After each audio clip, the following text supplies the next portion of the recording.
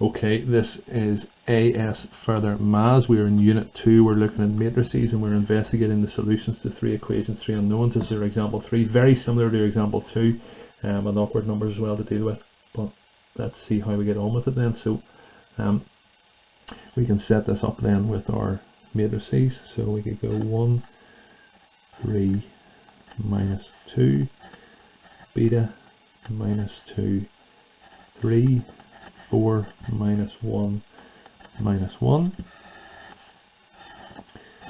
This is our x, y, and z. And that equals then alpha minus 15 and 8. So first of all, to work out then our determinant, it's going to be 1 upon 2 minus 3, so I think that's 5. Remember, it's minus 3 upon minus beta minus 12 plus, it's going to be minus 2 minus beta plus 8. So we have that. Tidying that up, we get 5 plus 3 beta plus 36 plus 2 beta minus 16. And so our determinant then is 5 beta plus 25. So weird things happen whenever the determinant is 0. So what would make this 0? It's going to be a minus 5. So let's write that down. If determinant equals 0, that gives us 0 equals 5 beta plus 25, and that means beta is minus 5. I'm going to try and change pencil here, and hopefully this will work for us. Oh, we have that. Okay, so we get a unique solution, which is always a nice one, if beta doesn't equal minus 5. If beta equals minus 5, we get then either no solution or infinite solutions. So if we have beta equals minus 5, let's substitute it into our 3 equations and see what we end up with.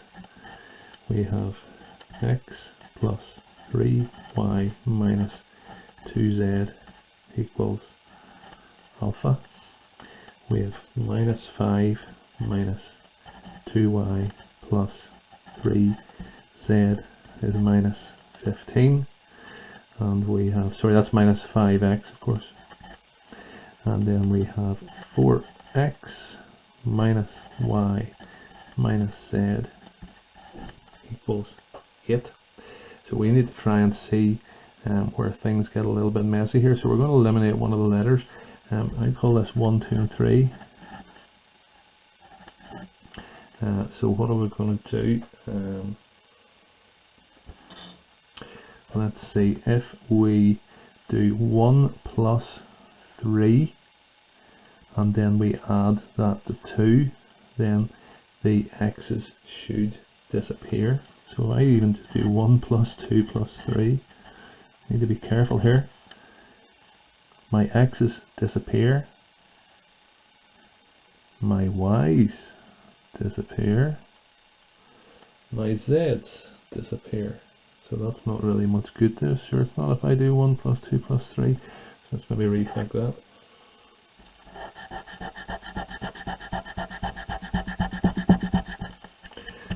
So what I've done here is maybe get myself a new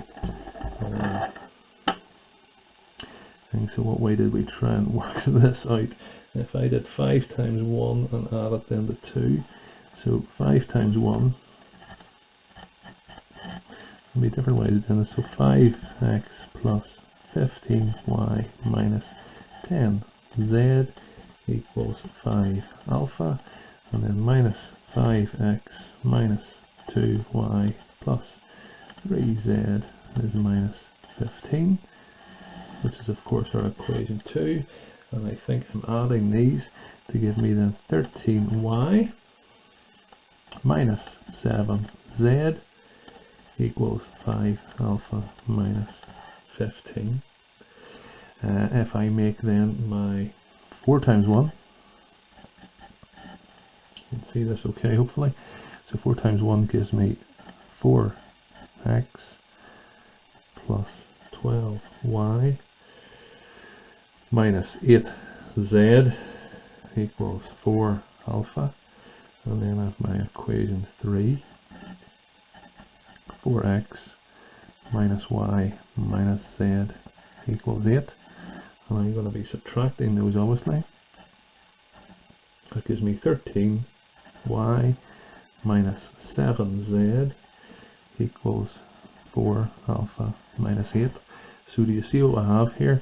We have our equation 4, our equation 5, where 13y minus 7z equals, and the 13y minus 7z equals the two different things here.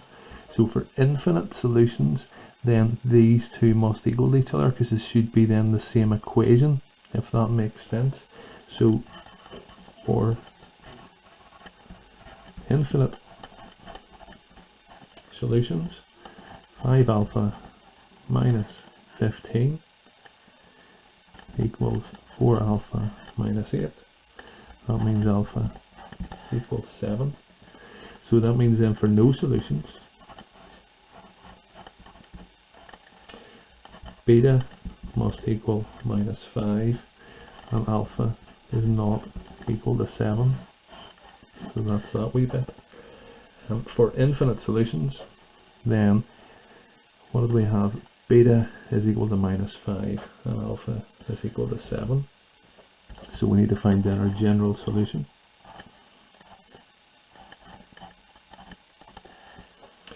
We're going to let z equal to t, and we're going to substitute that into equation 4, which we have there. So alpha is 7, so that's going to be 35 take away 15, so I think that's going to give us 20, and then we're going to have y equals 7t plus 20 over 13. So hopefully you see what I have there. I've let my z equal to t. This here gives me the number 20 whenever I sub in my alpha. So alpha is 7. 5 times 7 is 35. Take away 15, so that's a 20. So 20 plus 7t. And then divide them by the 13 to get that. If we sub this one then into, let me see, minus 2t. So which one's that going to be? Equation 1. Let's see what we have. So if x plus 3, which is my y up here, and I've set my y here, 7t plus 20 over 13 minus 2t, and that equals 7. If I sit and multiply this out and rearrange it, I'm not going to do it all now, but we want to take everything then over to this side, much like we did in our previous example. Maybe I should actually do it.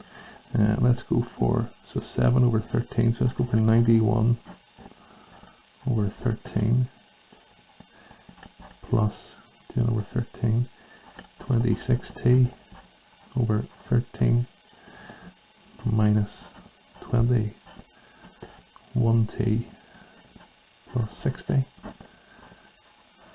over 13. So that's me multiplying it by 3 and taking it over the other side.